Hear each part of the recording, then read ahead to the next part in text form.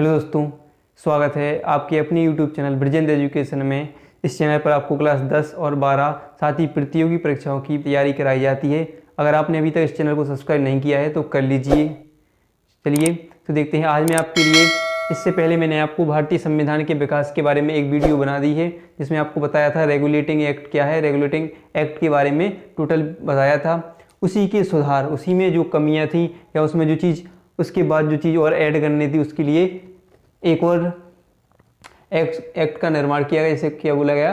Pitt's India act बोला गया, जो कब बनाया गया? 1784 ईस्वी में बनाया गया। क्या किया गया कि जो रेगुलेटिंग एक्ट में कमियां थी उसकी सुधार के लिए क्या बनाया गया? Pitt's India act. चलिए देखते हैं तो इसमें क्या क्या सुधार किए गए और क्या क्या चीज़ बढ़ाई गई। तो सबसे पहला इसमें क्या किया गया कि कंपनी पर ब्रिटिश संसदीय नियंत्रण को बढ़ाया गया। क्या बढ़ाया गया?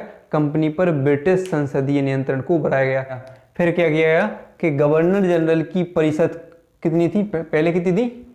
4 से घटाकर कितनी कर दी गई? 3। पहले कितनी थी? 4।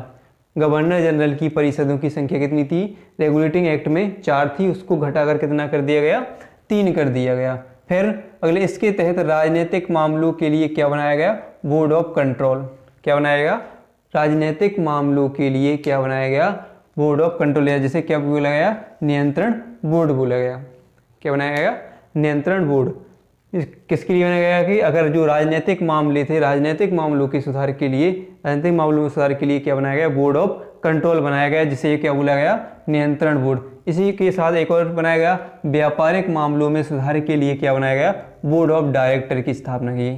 क्या हो गया कि व्यापारिक मामले, जो व्यापार होते थे कंपनियों के, उसके व्यापारिक मामलों में सुधार के लिए क्या बनाया गया? बोर्ड ऑफ डायरेक्टर की स्थापना की गई। फिर बनाया गया इस एक्ट के विवाद, जो भी एक्ट था, इस एक्ट का कोई मतलब विवाद था, इस एक्ट के विवाद को लेकर, इस एक्ट के विवाद को लेकर ब्रिटेन के लॉर्ड नॉर्थ तथा फॉक्स क्या थी, जो एक्ट था इसका विवाद किया गया। इस एक्ट के विवाद को लेकर ब्रिटेन के लॉर्ड नॉर्थ और फॉक्स की मिलीजुली सरकार को क्या देना पड़ा? त्यागपत्र देना पड़ा।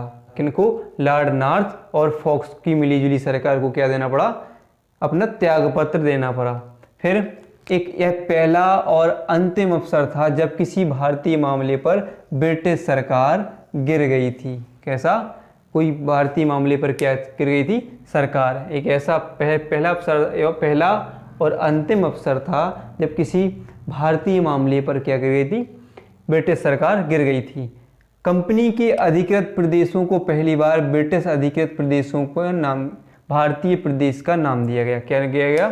कंपनी के अधिकृत प्रदेशों को पहली बार ब्रिटिश अधिकृत भारतीय प्रदेश का नाम दिया गया। क्या दिया गया? कंपनी के अधिकृत प्रदेशों को पहली बार ब्रिटिश अधिकृत भारतीय प्रदेश का नाम दिया गया। फिर दोहरी शासन प्रणाली की शुरुआत की गई। कब की गई? दोहरी शासन प्रणाली की शुरुआत की गई, जो 1858 तक रही। इसमें क्या किया गया कि एक कंपनी के द्वारा क्या दो कितने शासन हो गए? 2 शासन हो गए। इसमें एक कंपनी के द्वारा चला और दूसरी संसदीय बोर्ड के द्वारा। दो शासन में बट गए। एक सिर्फ एक पर कंपनी का अधिकार और दूसरे पर संसदीय बोर्ड का अधिकार हो गया था। फिर इसके बाद क्या हुआ कि जी हमारा पिट्स इंडिया एक्ट खत्म होता है। इसके बाद अगला शुरुआत की, फिर क्या हुआ? फिर कौन सा एक्ट बना? 1813 का चार्टर अधिनियम। क्या बना? 1813 का चार्टर अधिनियम। के फिर क्या किया कि 1813 के चार्टर अधिनियम में 1813 के चार्टर एक्ट के द्वारा कंपनी के भारतीय व्यापार के सुधार को समाप्त कर दिया गया। क्या कर दिया गया? फिर अगला एक्ट बना अपना कौन सा? सन 1813 का चार्टर अधिनियम। इस 1813 के चार्टर एक्ट के द्वारा कंपनी के भारतीय व्यापार के एकाधिकार को समाप्त कर दिया गया। कि किसी भी एकाधिकार को क्या कर दिया गया? समाप्त। अगर क्वेश्चन बनता है कि किस अधिनियम के द्वारा, किस एक्ट के द्वारा भारतीय मतलब क्या हो गया?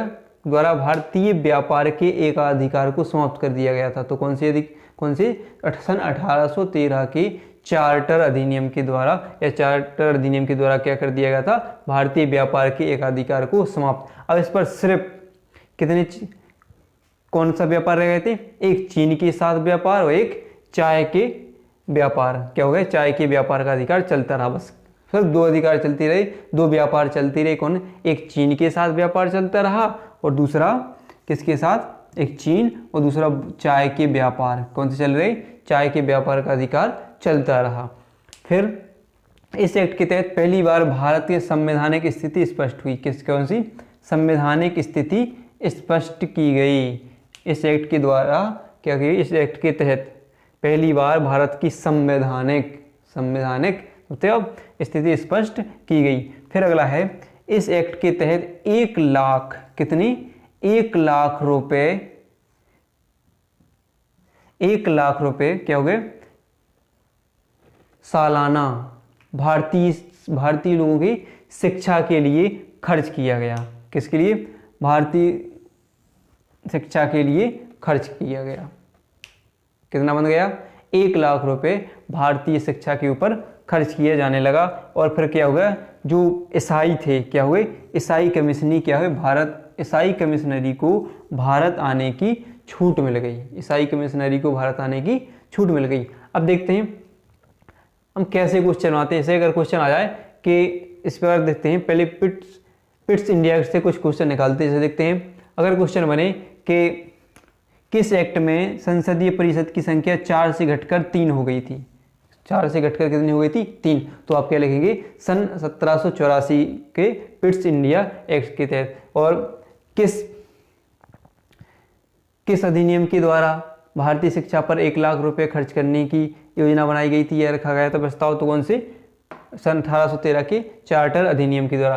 फिर एक और कि इस चार्टर एक्ट के विवाद के दौरान किन को अपना त्याग पत्र देना पड़ा था? तो लॉर्ड किन को? क्वेश्चन में लॉर्ड नॉर्थ और फॉक्स की मिलीजुली सरकार को अपना त्याग पत्र देना पड़ा था।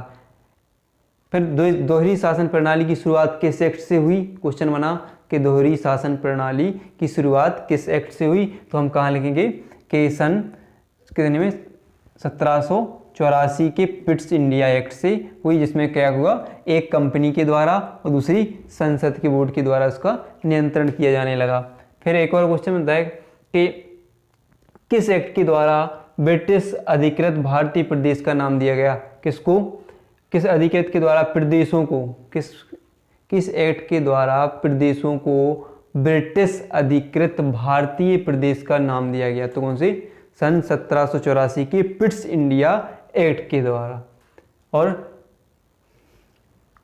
एक और हुए थे क्वेश्चन, क्या था कि अगर क्वेश्चन बने कि भारतीय कौन सा बोर्ड ऑफ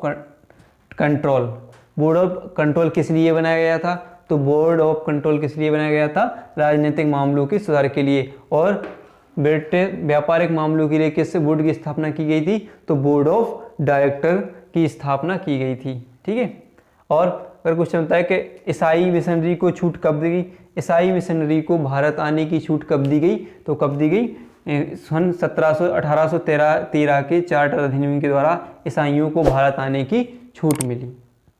ठीक है।